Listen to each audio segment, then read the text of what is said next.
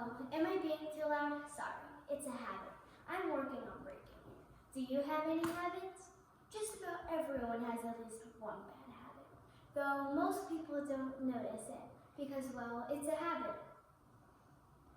Habits are behaviors you do automatically from memory, so you don't notice when you do them because it's kind of like a reflex, something that you just do at a special time, mood, smell, or anything.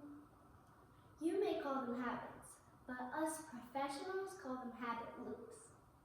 Really, that's just a way to say it that makes more sense. A habit is a loop that you circle through. So, some habits are good, like turning the lights off after you leave a room, or remembering what time you switched to math class. On the other hand, some habits are also bad.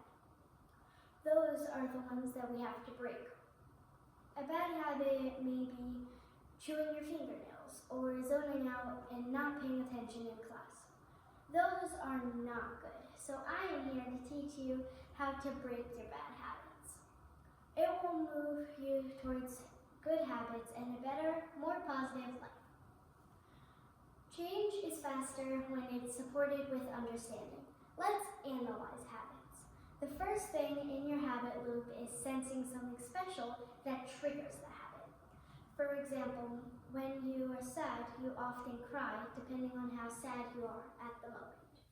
Another example is when you notice that your body is getting hungry about 20 minutes before lunch period at school. That's because it knows that you're going to eat soon. Or even something as simple as, I see a cup of ice cream in my freezer. Yum, I'm going to take it and devour it. My point is that something always triggers the habit. They don't just happen out of thin air. So that's the first step to finding your habits.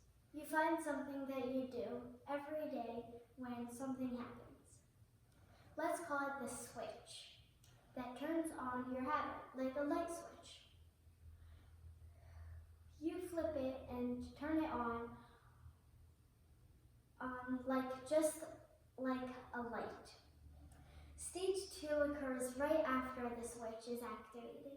It's normally a body movement because this is you doing your habit. Even if it's just saying a couple words or reaching your hand into the pantry. Let's call that your light bulb because it turns on after the switch is triggered. You will notice your body does this automatically without further notice. From now on, you're going to be thinking, this is my light bulb. This is the body of your habit. The final stage of your habit is called the unswitch. This occurs when you finish whatever you're doing and move on. Your brain kicks in and recognizes what you were doing before the habit took control. Sometimes it's not clear why we have habits.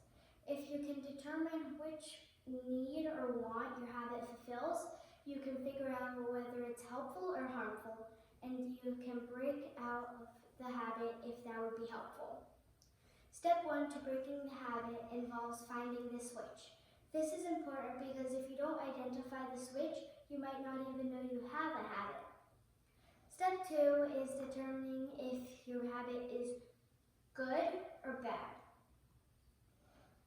Then, the next time you feel that same switch come on for the bad habit, you have to recognize why you do that. That leads to step 3. Think about why you do the habit. If you zone out in class, is it because you're really bored? Find the point, because all habits have one.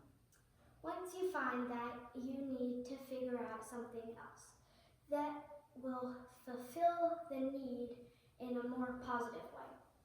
If your habit is biting your nails, you can find the switch. You do it. Maybe you do it when you're nervous. Then you find the meaning of it. Find a substitute to do when you're nervous instead. Develop a good habit in its place. When you find your switch is going off, you can take a few deep breaths and calm yourself down. And it's okay if you're still a little nervous, but try not to get to the level of nervous that the switch goes off. I'm going to have to work on my habit, talking too loudly. You probably already know about that one. I figured out that it happens when I'm too excited. I guess I was just too excited to present this TED Talk to you. Now I'm happy. Go hunt for your habits, enhance the good ones, and eliminate the bad ones. Deal with them and you'll feel better too. Bye!